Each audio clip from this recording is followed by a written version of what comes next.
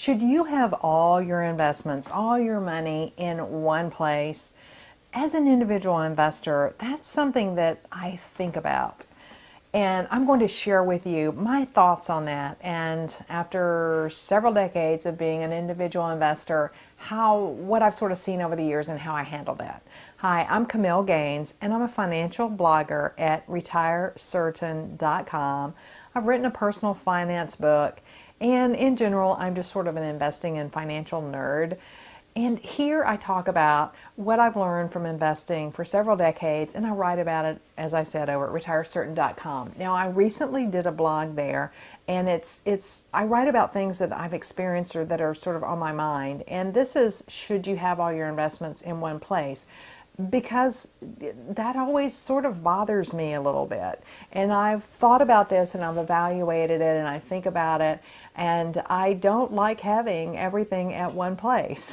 And here are the things that I've realized in this. Now, I think what happens is we start out in our younger years, early investing days, maybe opening an account at Vanguard or a discount, or a broker like that, or an investment firm like that, I should say. And then maybe over the years we get more and more assets, fortunately, if we're fortunate, and then we might have a retirement account that's in one place, and then we might have an IRA in another place, and so I think that we sort of naturally end up having our assets at different places. But this absolutely is not a given. And there can come a time when you consolidate things to simplify, or when you can consolidate, and you do run into that question of whether or not it's safe to have everything in one place. What if something happens to that one firm? And so that concerns me, and for that reason, I like for our assets to be at more than one investment firm. Now, what I found is that there's several points I want to make around this. Number one is that different brokerage firms have different specialties. So, for example, I mentioned Vanguard.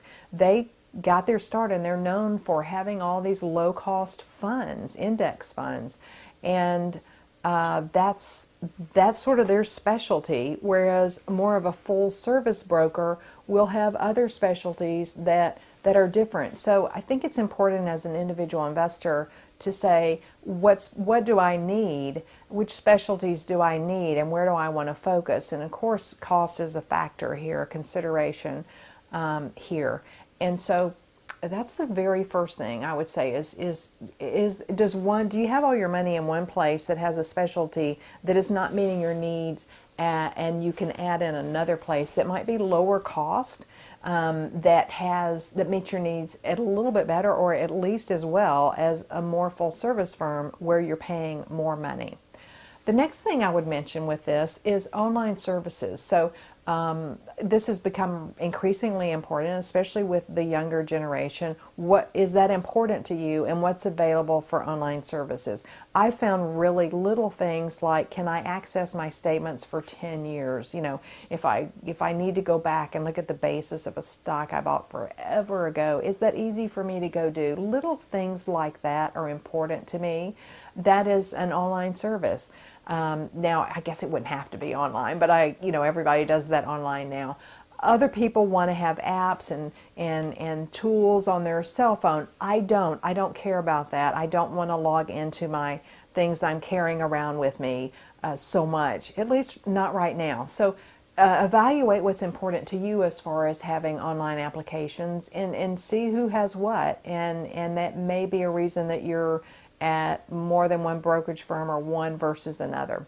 Another thing I want to mention is a higher level of service that you can get if you have more assets at a firm. This is a very good reason to, that I consider in having money, as much money as possible at any one firm, because when you get to certain levels, you get bumped up and you get a special phone number, and you get wealth management services, and you get access to things like estate planning, and it just is better the more money that you have at one firm. And I have found over the years that this is an important element and will sway where we decide to keep our assets.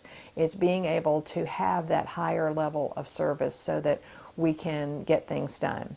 The next area is financial advisory services. Some firms, most firms now have financial advisory services, and you can access those services based on, though, usually tied back to your level of wealth. So that's tied in, and you may already use an advisor, or you may not want to use an advisor, and you may not need that. That may not be important to you, but that's certainly something to consider.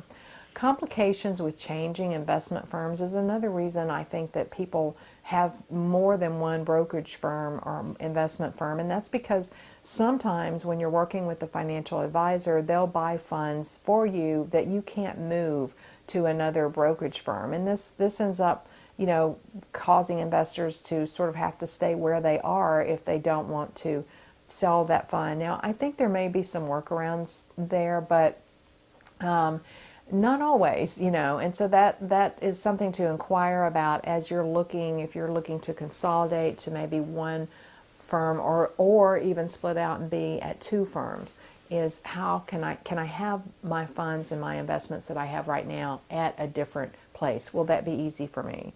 Another consideration is the brokerage services that are available. If being able to use charts and doing technical analysis is important to you, then brokerage services are going to be something that you're really going to consider. A lot of the mainstream larger investment firms have bought firms that were tiny little firms that specialized in trading, so they've enhanced that. So that's the case with many, many of the larger investment firms now. If it's important to you to have a good brokerage platform for trading or for more active investing, I love to look at charts before I make any investment. I always do. And I love to sell covered calls still, and so I like to have a really good brokerage platform. That's important to me.